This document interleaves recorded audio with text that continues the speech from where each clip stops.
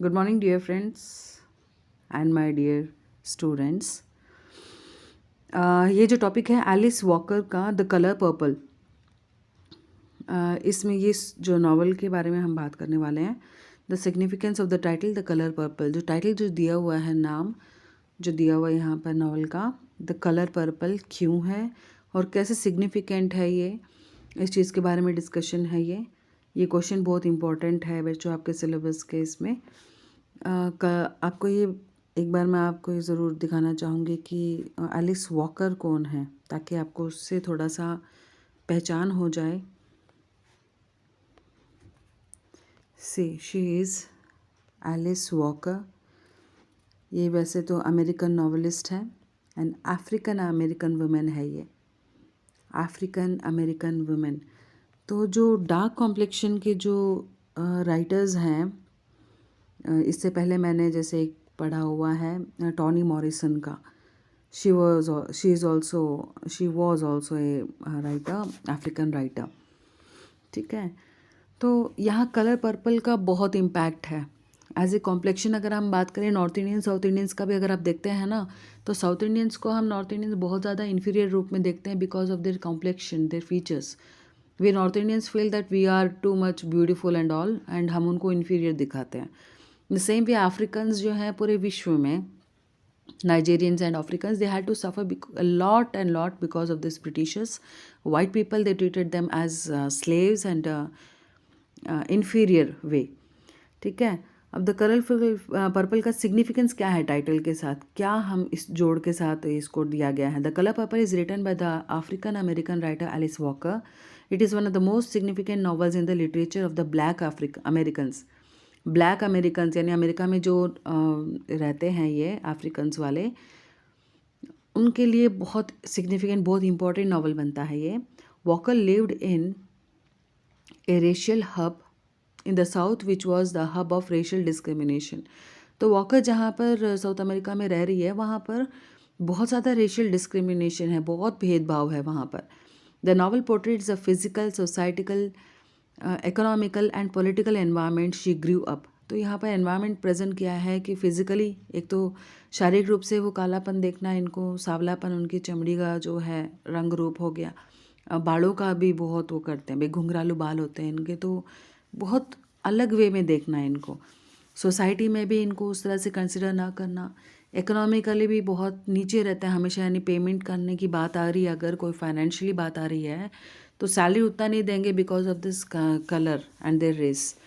Political environment भी, अब जैसे अगर आप नेल्सन मंडेला जो है, इतनी मेहनत करके उन्होंने आज़ादी पाई थी, तो ऐसे नहीं किया था उन्होंने, पूरे अपने कौम के लिए लड़ा था, उन्होंने लड़े थे वो.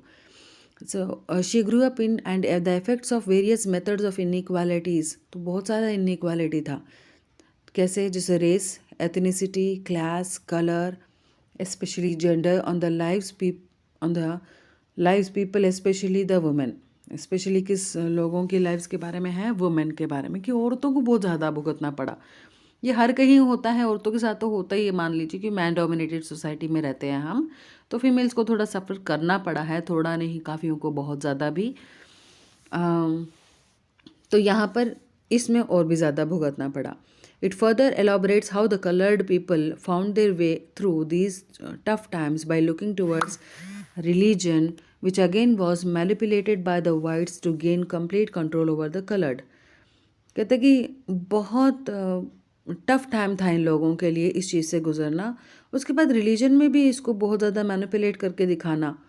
फॉर एग्जांपल जीसस क्राइस्ट है, जीसस क्राइस्ट ये दिखाना कि भाई वाइट लोगों को के साथ जीसस क्राइस्ट है, अफ्रीकन्स के साथ नहीं है. बताना कि भगवान भी हमारा है, तुम्हारा नहीं है. All of this is brought out to a series of letters which the central character Sally first writes to God. तो जो हमारा जो सेंट्रल कैरेक्टर है इसमें सेली, उस कैरेक्टर के जो बहुत सारे लेटर लिखते हो भगवान को कि हमारे साथ ऐसे हो रहा है, मैं अपने दुख को इजहार कर रही है. And then Neti her sister, और उसकी जो सिस्टर है नेटी, उसके ज़रिए इस चीज़ के बारे में ज़्यादा उजागर होता है कि कितना कैस्टिज़म या फिर कलर डिस्क्रिमिनेशन था वहाँ पर. The entire book encompasses these letters and there is an evident shift from belief in God and the way to look at religion and spirituality. तो मान लो कि जो कोई दुख सफ़र कर रहा है, वो भगवान से प्रे कर रहा है लगातार, और काफ़ी साल तक जब वो काम पूरा नहीं होता, फिर भी मतलब हमारी कोई इम्प्रूवमेंट नहीं होती है, तो हम भगवान को भी ब्लेम करते हैं कि हे प्रभु, आपने तो हमें भी छोड़ दिया, हमें भूल चुके हो आप, हमारी तरफ गौर ही नहीं है, क्योंकि हमें इस तरह से बनाया ना आपने, आपको भी वही लोग अच्छे लगते हैं जो गोरे या फिर अच्छे इसमें हैं। तो शिफ्ट दिखाया है रिलीजन और स्पिरिचुअलिटी का। The span of years this book is written over is around 40 years, as it is seen that when the book starts people are traveling in wagons and then they move into traveling by cars. तो जो tenure है ना किताब की, जो कहानी है 40 साल की का जर्नी का दिखाया गया है, क्योंकि जो शुरुआत की जो बात हो रही है तो वो बहुत इसमें छोटे मोटे चीज़ों में ट्रैवल कर रहे हैं, wagons, I am not able to recall exactly now. और फिर बाद में आगे जाके देखते हैं तो वही लोग कार में ट्रैवल कर रहे हैं, यानी उनके फाइनेंशियल इंप्रूवमेंट हुई है। As well as in the beginning of the book, Silly is only but a little girl and she is old and with grown up children. जब शुरुआत होता है तो सेली बहुत छोटी सी लड़की है, फिर उसके बाद जब वो नॉवल प्रोसीड होता है, कहानी आगे प्रोसीड होती है, तो उसके बड़े बड़े बच्चे हो चुके हैं, तो जैसे हम मूवीज़ में देखते हैं। Also the time lapse between the letters varies ranging from 5 to 6 years. तो जो लेटर भी जो है आपका लैप्स मैंने आगे पीछे ये होता रहता है, 5-5, 6-6 साल के गैप का। This is deduced from close in the letters, और ये जो 5-6 साल का जो गैप है वो लेटर्स के ज़रिए कंप्लीट हो जाता है। There is an evident psychological and spiritual growth in the novel. तो जो कैरेक्टर है ना, वो कैसे उस चीज़ों को फेस करते रहे उनके घर में, और उनके साथ जो मतलब जो लड़की है सेली, वो बहुत ज़्यादा सफ़र करती है फैमिली का अब्यूज़मेंट, फिज़िकली ऑल्सो, इमोशनली ऑल्सो, और कैसे वो उनकी ग्रोथ होती है, मतलब वो कैसे आगे सोचते हैं, कैसे उनकी जो प्रवृत्ति है ज़िंदगी को आगे बढ़ने आने की या लड़ने की। How the significance of the total title the colour purple holds true through out the novel. Silly as a novel is a staunch member of the church who states that as long as I can spell God, I got somebody along. तो ये dialogue जब आप देखेंगे तो इसमें पता लगता है, जैसे सेली जो कह रही है, मेंबर है वो चर्च में, कि जब तक मैं गॉड को मैं स्पेल कर पाऊँगी, मैं बोल सकती हूँ GOD, तब तक भगवान मेरे साथ, यानी मेरे साथ कोई ना कोई है सहारा के लिए या फिर मेरे उम्मीद के लिए. After she reads Nettie's letters, her believe that God, the angels and the prophets from the Bible are all white changes drastically. और जैसे उसको पता लगता है नेटी के लेटर के ज़रिए कि भाई भगवान का जो रूप है ना, रंग वगैरह बाइबल में से भी उनका भी गोरा है, तो एकदम वो बिल्कुल एकदम उजड़ सी जाती है, यानी है ना, हौसला टूट जाता है. She realize that Jesus had hair like the lamb, it is then she realizes that God is more like her. तो फिर बाद में फिर से कंपैरिजन में कोशिश कर रही है रिलेट करने को, कि जीसस के पास है ना एक लैम था, बकरी, जो कि उसका भी जो कलर देख के वो कहते कि हाँ भगवान है ना, ऐसा नहीं है कि उनके पास जो था वो भी डार्क कॉम्प्लेक्शन में, तो हम भी उनके बच्चे हैं. Her perception about God goes under a complete transformation after listening to Shug, who believes in respecting the nature and beauty of life and rejects the narrow perceptions of the church, asserting. तो वो जब शक से मिलती है और उनकी बातें सुनती है उसकी, तो उसको रियलाइज़ होता है कि उसको थोड़ा ट्रांसफॉर्मेशन आता है कि कुदरत और जो भगवान और जो ये कुदरत की जो हमारी जो ज़िंदगी है, वो सिर्फ चर्च से बताई हुई बातों से के साथ सीमित नहीं है. It pieces of God if you walk by the colour purple in the field and don't notice it. अगर आप, तो मतलब ये कह रहे हैं कि अगर आप कलर पर्पल के साथ अगर आप चल रहे हो, अगर ये चीज़ इसका आप आनंद नहीं उठाते हो, तो इसका मतलब भगवान को भी नहीं समझ पा रहे हो. The title colour purple is based on this philosophy. Something as simple as the colour purple should be enjoyed in life as it is a gift from God. तो इस तरह से ओवरऑल कंक्लूजन में क्या है, ये कलर पर्पल जो है भगवान की देन है, उसको हमें, यानी ये जो हमारी लाइफ है बहुत ही सुंदर है, चाहे वो जैसी भी है, डार्क कॉम्प्लेक्शन या कुछ भी है, बहुत सुंदर लगता है ये कलर, और ये भगवान भी उनको एक गिफ्ट की तरह दिया हुआ है, तो हमें कभी बुरा नहीं मानना चाहिए. तो इनडायरेक्टली ये बताने की कोशिश करना है सेली को कि जो कॉम्प्लेक्शन या जो भगवान ने दिया हुआ है ना, वो भगवान का ही है, and we should respect everything which is gifted from the God. By appreciating the beauty of the nature and respecting it, Sally finds a more liberating religion. तो जब उसको पता चला भी नेचर को हमें रेस्पेक्ट करना चाहिए, तो उसको थोड़ा सा और आज़ादी मिलती है, यानी उसकी सोच में खुला थोड़ा सा और बड़प्पन आता है। Shug urges Sally to enjoy everything that God gives as he is a genderless। तो शग के ज़रिए सेली समझती हैं कि भगवान जो भी देता है ना, वो कभी ये नहीं देखता कि लड़का है या लड़की है या गोरा या काला है। लाइफ को सही ढंग से जियो, तुम्हें हक है जीने का। Restless being who enjoys being admired. और बोले रेसलेस है, कोई रेस को नहीं देखता भगवान। और भाई हमेशा ये देखो कि आप एन्जॉय करो जो आपको लाइफ दिया हुआ है भगवान ने, उसकी उसकी कदर करो। This admission changes her life. जैसे ये समझ जाती है तो उसकी ज़िंदगी जीने का तरीका ही बदल जाता है। The colour is no more just a color but helps her understand that God isn't a white man but an entity who is a source of wonder and marvels। तो कह रहे हैं कि भगवान है ना, कलर के ज़रिए मैं उसको आइडेंटिफाई नहीं करना मुझे, जो जीसस क्राइस्ट का अगर मैं देखती हूँ गोरा रंग वगैरह, मुझे उसके सोर्स, उसका जो कुदरती जो उसका ताकत है, उसकी जो दया है, उस चीज़ को देख के मुझे आगे बढ़ना है। It is a veritable fusion of transformations of people, cultures and worlds. तो यहाँ पर फ्यूजन है, यानी मिक्स है भगवान के बारे में सोचना, फिर अपने ख्यालों को बदलना, उन्नति पाना, something progress in your thinking process and all. तो ये ऐसा हुआ इस नॉवल में। The title has a significant part in this transformation. In the beginning of the novel, Silly is subjugated by Albert and his children. Even Mr.'s sister Kate feels bad for Silly and asks him to buy her new clothes. This is the first time Silly mentions her fondness for the color.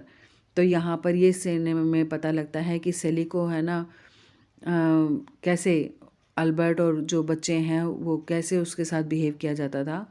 फिर सेली को वो उसकी जो sister है, mistress की जो sister है केट, वो कहती है कि सेली के लिए देख के ना उसको दया आती है, तो फिर कहती है कि प्लीज़ इसके बिल्कुल फटे पुराने कपड़े हैं, इसको एक नया जोड़ा कपड़ा दिलाओ।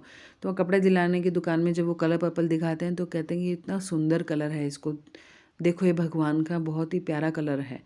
तो ये कलर आपका जो टाइटल है इसके साथ मैच होता है। इसके साथ यहाँ पर सेली बहुत ही फॉन्ड, बहुत ही ज़्यादा अटैच हो जाती है इस कलर के साथ। She imagines Shug in this colour who according to her is beautiful, royal, elegant and liberated. तो शग को भी इसको कलर के साथ कंपैरिजन करते कहती है कितना अच्छा है ये, कितना अच्छे विचार हैं इसके, बिल्कुल आज़ाद ख्यालों का है। This colour has historical significant as it has been associated with the royalty and status. एक और इस कलर का रेफरेंस क्या है कि उनके सोसाइटी में इस कलर के साथ रॉयल के लोग जो हैं बहुत ज़्यादा पसंद करते हैं, वो अपने कपड़े वगैरह पहनते हैं, तो उसके साथ एसोसिएटेड है। The Romans wore togas that were purple which was symbolic of respect. तो रोमन के जो थे इनके पुरातन काल, वो भी ये कुछ इस कलर का कुछ पहनते थे जो कि एक रेस्पेक्ट, एक ऑनर था, या तो कोई टैग होगा, something they would carry on their body. Thus in the West, this color was associated with authority and power। इसलिए वेस्टर्न कंट्रीज़ में इस कलर को अथॉरिटी यानी एक पावर, अथॉरिटी यानी जिम्मेदारी, और पावर जो सबसे अच्छा ओहदा कैरी करने वाले के साथ रिजेंबल करते हैं। Hence Celie and Kate search but find no purple cloth for her to where.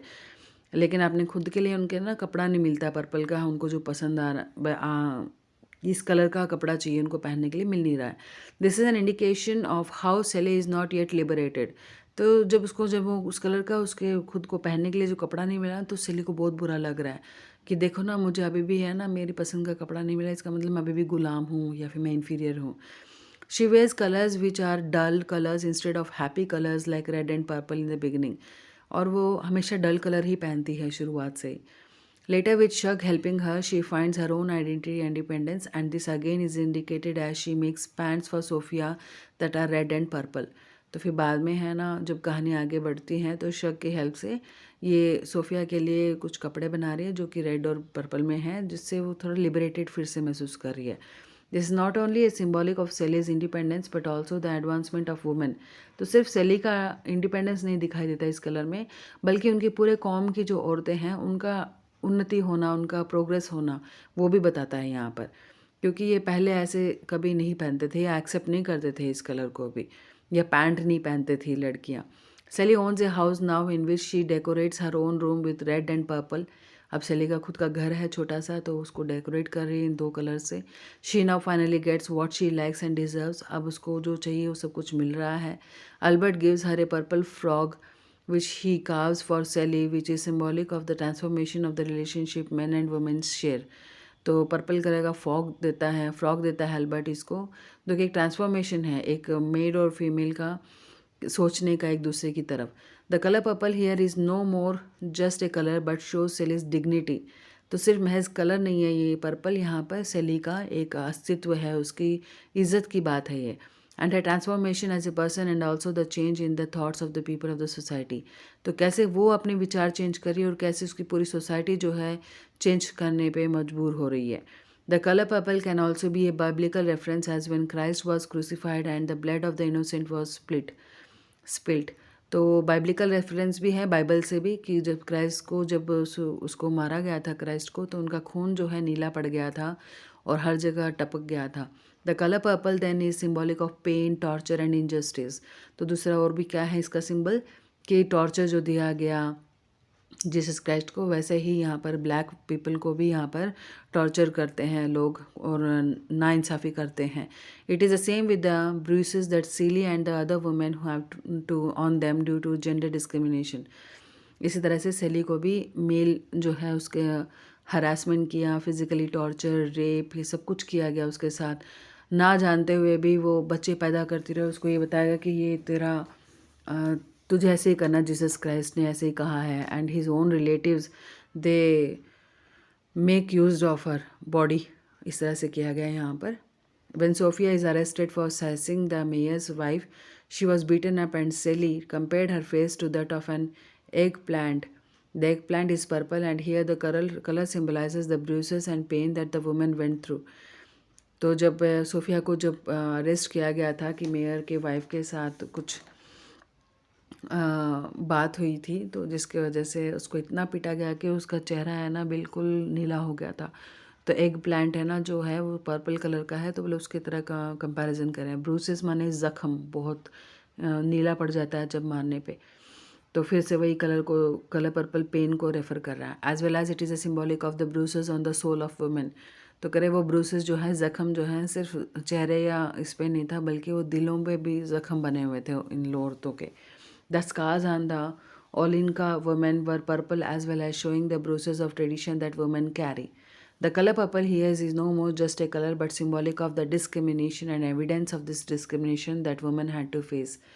तो सिर्फ ये कलर सिर्फ महज कलर नहीं था ये, बल्कि एक इशारा था, सिंबल था डिस्क्रिमिनेशन यानी एक दूसरे का समान नहीं रखना, भेदभाव का एविडेंस था ये। The color purple is now not just a little title or a color but goes on to being symbolic of various transformation in the book. तो अलग अलग ट्रांसफॉर्मेशन देखा ना हमने, कलर एक पर्पल बन जाता है कभी भगवान का रूप, कभी बन जाता है वो आज़ादी का रूप, कभी वो बन जाता है ज़ख्म का रूप, कभी वो बन जाता है कि जीसस क्राइस्ट का के साथ कंपेयर करने का और पूरे कौम को बताने का कि और सारी दुनिया की औरतें जो है कैसे सफ़र करती है। That the title is significant through out the span of the letters. और जो पूरा तरह से जो चिट्ठियों का जो आदान प्रदान है उसी में पूरा पता लगता है कि कैसे कलर पर्पल एक मेन रोल में है and gives us the better understanding of the book and helps the reader connect to it and understand Celie and the era she was living in. तो सेली के बारे में हमें पता लगता है और उस जिस वक्त में वो ज़िंदा थी या रह रही थी उस वक्त के बारे में पता लग रहा हमें कि वहाँ के टाइम पे बहुत डिस्क्रिमिनेशन था। अमेरिकन जो अफ्रीकन फीमेल्स थे उनके साथ बहुत बेरुखी के साथ, स्पेशली पूरे कौम के साथ तो थी ही, मेल के साथ भी, लेकिन फ़ीमेल के साथ उससे भी ज़्यादा, हद से ज़्यादा। वैसे तो डिस्क्रिमिनेशन हर एक तरह से, लेकिन सेक्सुअली अब्यूज़ करने के लिए वो हमेशा उनके साथ करते थे, तब कोई नहीं दिक्कत होती थी उनको।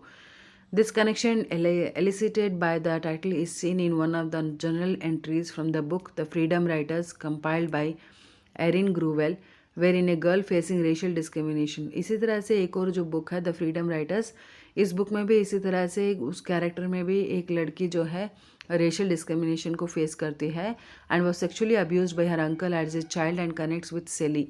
तो बचपन से ही उसके अंकल उसके साथ सेक्सुअली हरास कर रहा है उसको, जैसे कि सेली हमारे इस कैरेक्टर में हुई है, कहानी में हुई है। She watches her mother get beaten up by her stepfather repeatedly. One night when she can take it no more She takes her mother and sister and runs away from her stepfather.